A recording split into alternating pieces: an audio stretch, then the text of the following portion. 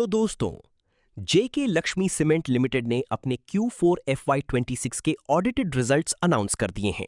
चलिए जल्दी से देखते हैं कि इस क्वार्टर कंपनी का परफॉर्मेंस कैसा रहा। सबसे पहले बात करें रेवेन्यू फ्रॉम ऑपरेशंस की। Q4 FY26 में कंपनी की कंसोलिडेटेड रेवेन्यू रही करीब 1902 करोड़ रुपए, जो पिछले क्वार्टर Q3 FY26 में करीब 1558 करोड़ रुपए थी। यानी क्वार्टर ऑन क्वार्टर बेसिस पर रेवेन्यू में लगभग 20% की ग्रोथ देखने को मिली। वहीं पिछले साल Q4 FY25 में रेवेन्यू करीब 1898 करोड़ रुपए थी। यानी ईयर ऑन ईयर बेसिस पर करीब 0.2% की हल्की ग्रोथ देखने को मिली। अब बात करते हैं टोटल इनकम की। Q4 FY26 में टोटल इनकम रही करीब 1994 करोड़ रुपए, जो पिछले क्वार्टर में करीब 1618 करोड़ रुपए थी। यानी QOQ बेसिस पर लगभग 20% की बढ़त देखने को मिली। वहीं Q4 FY25 में टोटल इनकम करीब 1994 करोड़ रुपए थी। यानी YOY बेसिस पर करीब 1% की ग्रोथ रही। अब एक्सपेंसेस पर नजर डालते हैं। Q4 FY26 में टोटल एक्सपेंसेस रही करीब 1752 करोड़ रुपए, जो Q3 FY26 में करीब 1523 करोड़ रुपए थे। यानी क्वार्टर ऑन क्वार्टर बेसिस पर एक्सपेंसेस में लगभग 15% की बढ़त हुई है। वहीं पिछले साल Q4 FY25 में एक्सपेंसेस करीब 1668 करोड़ रुपए थे। यानी ईयर ऑन ईयर बेसिस पर करीब 5% की इंक्रीज देखने को मिली। अब नेट प्रॉफिट पर आती हैं। Q4 FY26 में जेके लक्ष्मी सीमेंट का कंसोलिडेटेड नेट प्रॉफिट रहा करीब 125 करोड़ रुपए, जो Q3 FY26 में करीब 57 करोड़ रुपए था।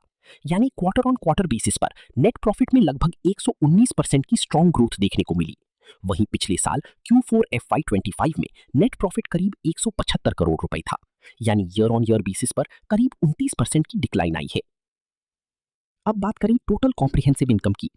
Q4 FY26 में टोटल कॉम्प्रिहेंसिव इनकम रहा करीब 126 करोड़ रुपए, जो पिछले क्वार्टर में करीब 54 करोड़ रुपए था। यानी QOQ बेसिस पर करीब 132% की ग्रोथ देखने को मिली। वहीं Q4 FY25 में ये करीब 174 करोड़ रुपए था। यानी YOY बेसिस पर लगभग 28% की गिरावट रही। अब EPS यानी अर्निंग्स पर शेयर देखते हैं। Q4 FY26 में कंपनी का EPS रहा 9 रुपए 99 पैसे, जो पिछले क्वार्टर में 4 रुपए 58 पैसे था।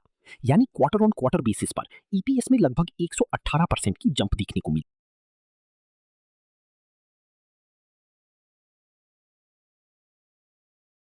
वहीं Q4 FY25 में EPS 14.17 रुपए था।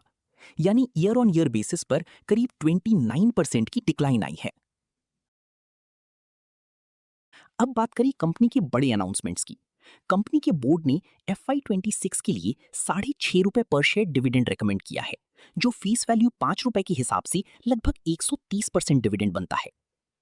ओवरऑल देखा जाए तो कंपनी ने सीक्वेंशियल बेसिस पर स्ट्रॉन्ग रिकवरी दिखाई है, जहां रेवेन्यू प्रॉफिट तीनों में अच्छी ग्रोथ देखने को मिली।